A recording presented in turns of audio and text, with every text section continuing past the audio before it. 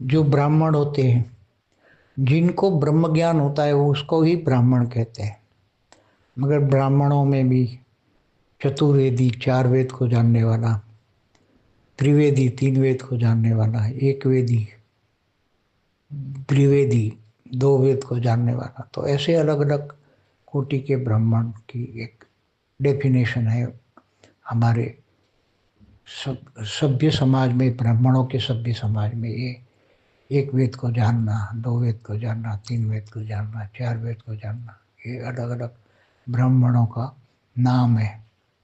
नाम पर से पता लगता है ये चतुर्वेदी है तो चार वेद को जानना है, त्रिवेदी है तो तीन वेद को जानना है, द्विवेदी है तो दो वेद को जानना है।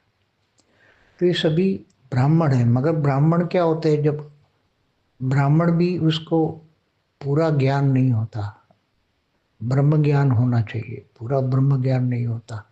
और ज्ञान के साथ साथ विकारों पर जो जीत पाता है, ज्ञान और योग से जो उसका अंत में अंत शरीर छोड़ता है तब अंतमति सुगति होती है, वो गति नहीं होती है।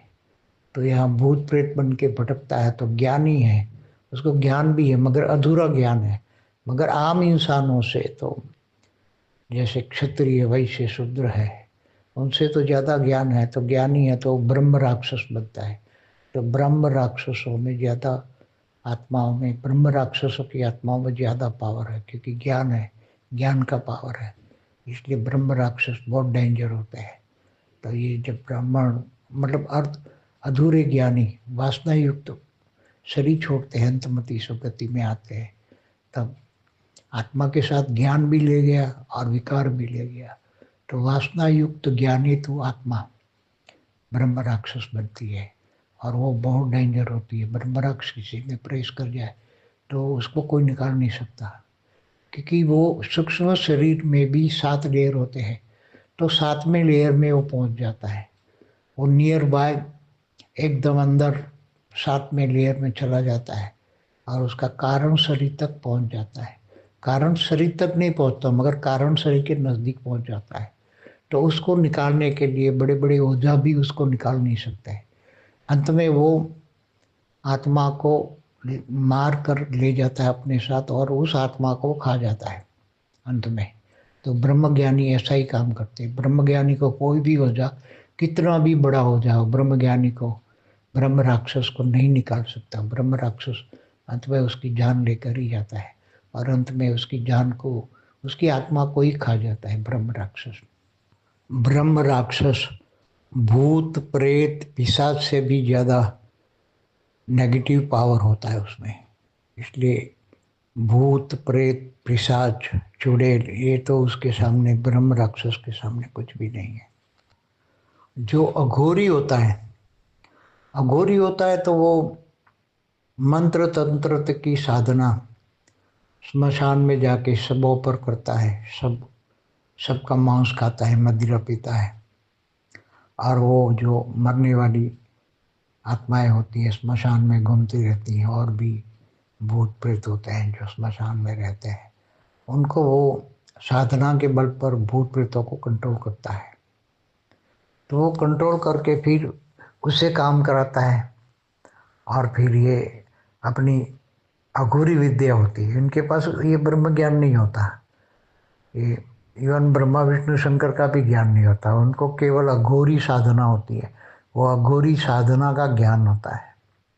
तो अघोरी साधना करने वाले भी जब शरीर छोड़ते हैं अंतमते स्वगति में है अघोरी विद्या और वासना, क्योंकि वो जो चिता में जो सब जल रहा है तो सब का मांस खाते हैं और मदिरा पीते हैं। तो मांस और मदिरा पीने वाली आत्माएं जब कितनी खतरनाक होती है। तो अघोरी बहुत ही खतरनाक होते हैं। धरती पर जो अघोरी संप्रदाय है वो बहुत ही खतरनाक है। और वे जो अघोरियाँ जो मरते हैं तो ये खतरनाक पिशाच बनते हैं, भूत प्रेत से भी ऊपर पिशाच बनते हैं।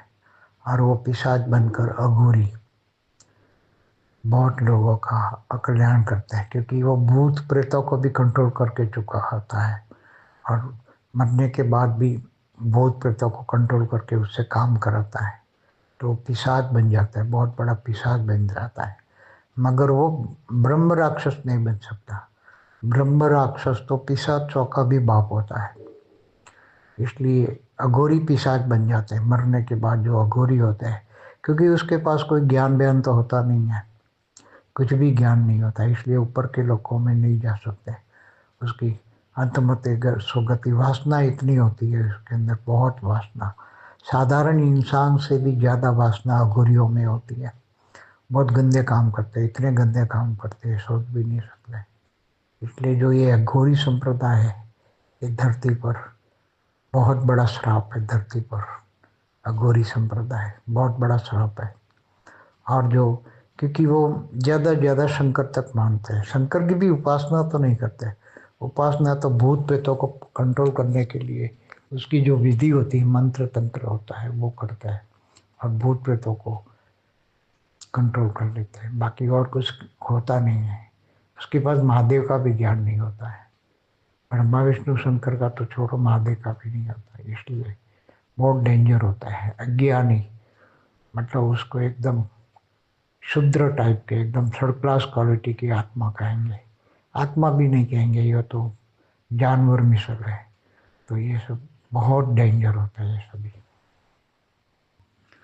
जो पिशाच बन जाता है, तो पिशाच वाली जो आत्मा है, पिशाच की आत्मा में जब कभी कभी बहुत पावरफुल आत्माएं भी पिशाच बन जाती हैं, उसके आवरण में विषय विकार वासना बहुत होती है, अघोरी बनता है तो वो पिशाच बन जाता है।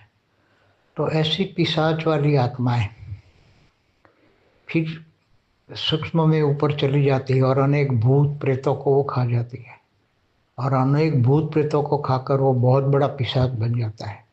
तो ये 2 3 4 किलोमीटर तक, ऊपर 3 किलोमीटर तक तो वो जा सकता है, इसके ऊपर नहीं जाता, क्योंकि वो ब्रह्म राक्षस है। ब्रह्म राक्षस जितना ज्ञानी नहीं होता। ब्रह्म राक्षस को ज्ञान होता है, इसलिए ऊपर 100 किलोमीटर, 200 500 किलोमीटर जाता है। मगर ज़्यादातर ब्रह्म राक्षस भी यहाँ घूम के, वो भी ब्रह्म राक्षस भी बड़े बड़े पिशाचों को खा जाते हैं। भूत प्रेत पिशाच भी खा जाते हैं ब्रह्म राक्षस। अब ब्रह्म राक्षसों और ये पिशाचों की आयु, भूत प्रेत तो साधारण रूप में नीचे रहते हैं, 2 3 किलोमीटर से ऊपर नहीं जाते। मगर पिशाच भी धीरे धीरे बहुत पावर बन जाता है, तो 8 10 किलोमीटर ऊपर जाता है। मगर उसको ज्ञान नहीं होता पिशाचों को, केवल ये भूत प्रेतों को खा जाता है। इसलिए भूत प्रेतों को खाने के लिए वो 2 3 किलोमीटर तक ही रहते हैं, ज़्यादा नहीं जाते ऊपर।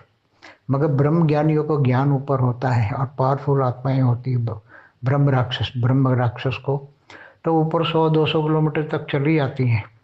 बहुत आत्माओं को वो खा जाती है ब्रह्म राक्षस भी। ब्रह्म राक्षस ज़्यादातर पिशाचों को खा जाता है। उसको पता लगता है कि ये पिशाच वाली आत्माओं में बहुत भूत प्रेत खाए, तो उसमें पावर है पिशाच में, तो वो ब्रह्म राक्षस पिशाचों को खा जाता है। और उसकी पिशाच और ब्रह्म राक्षसों की आयु ये कल प्रलय तक होती है। कल प्रलय में भी वो, उसकी आत्मा नहीं मरती। कल प्रलय में भी आग में जलते हैं। कल प्रलय में पूरे तीनों लोक में आग जलती है, नीचे 7 पाताल लोक में भी आग जलती है। तो ये ब्रह्म राक्षस भी उसका जलकर उसकी आत्मा रह जाती है। तो भी वो कल प्रलय में भी वो, उसकी आत्मा जलकर, क्योंकि आत्मा का विनाश नहीं होता, मगर उसमें जो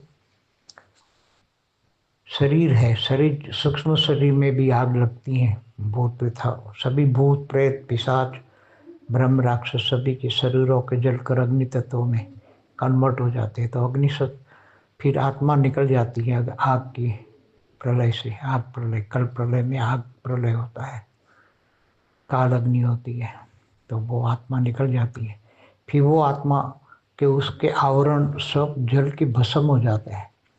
तब वो जलकर भस्म, जो काल अग्नि में जलकर भस्म होता है, तो आत्मा के ऊपर के आवरण सारे जलकर भस्म हो जाते हैं। तब आत्मा एकदम थोड़ी रिफाइन हो जाती है। उसके आवरण खत्म होने से वो आत्मा आत्मा निराकार रह जाती है, और आत्मा निराकार बनकर पावरफुल होती है, तो ऊपर के लोकों में भी चली जाती है।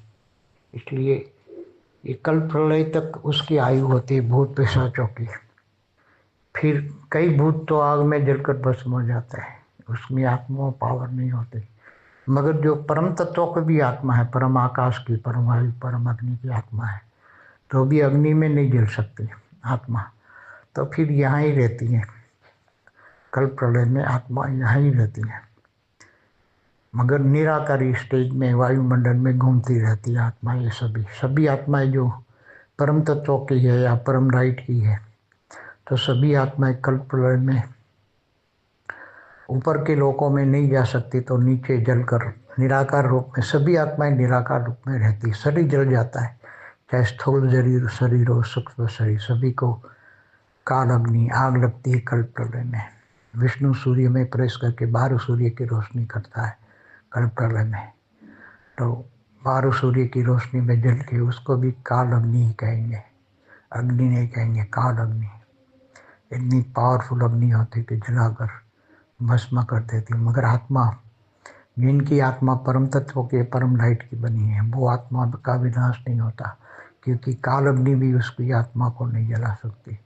काल अग्नि हल्की आत्माओं को जला सकती है, मगर आत्माएं निराकारी रूप में वो रह जाती है, उसके जलकर उसके विकर्म में नाश हो जाते हैं, मतलब आवरण चले जाते हैं। जलते बहुत दुखी होते हैं, जलते काल अग्नि में जलते हैं। भूत प्रेत पिशाच ब्रह्म राक्षस जो भी हैं सूक्ष्म जगत में, चाहे देवता भी जलते हैं, तो देवता भी जलते हैं, जो ऊपर के लोक में देवता नहीं जा सकते।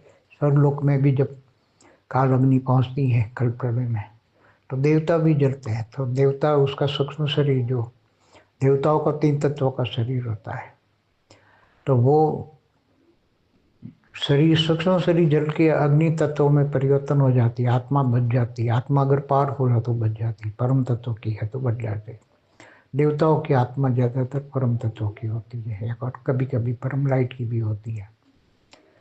तो ये सभी चक्र चलता ही रहता है। ये सभी अर्ध प्रलय प्रलय में भी वो आत्माएं सूक्ष्म शरीर में रहती है। स्थूल शरीर का विनाश हो जाता है तो सूक्ष्म में, अर्ध प्रलय में सूक्ष्म में रहती है आत्माएं।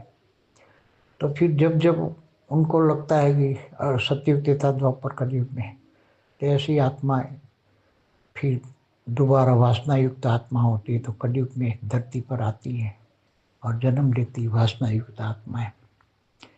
तो और अच्छी आत्माएं बन जाती हैं, वो पर सूक्ष्म में जाके सुधर जाती हैं, कुछ ज्ञान लेती, सूक्ष्मतम में भी दूसरे लोक में, बुभुर लोक में जाती है, तो वहाँ ज्ञान होता है कई जगह, तो ज्ञान लेती है सूक्ष्म जगत में, तो फिर ऊपर के लोकों में भी जा सकती है। तो ये सूक्ष्म जगत की आत्माओं का अपना अपना ओन ड्रामा है। अलग अलग आत्माओं की अनेक कैटेगरी की आत्माएं हैं, इसलिए उसके बारे में कुछ कहना समझना बहुत मुश्किल है। की परम शांति सोचो, बोलो परम शांति। Join us daily for our morning live meditation, Monday to Saturday, 5:30 to 6:30 a.m.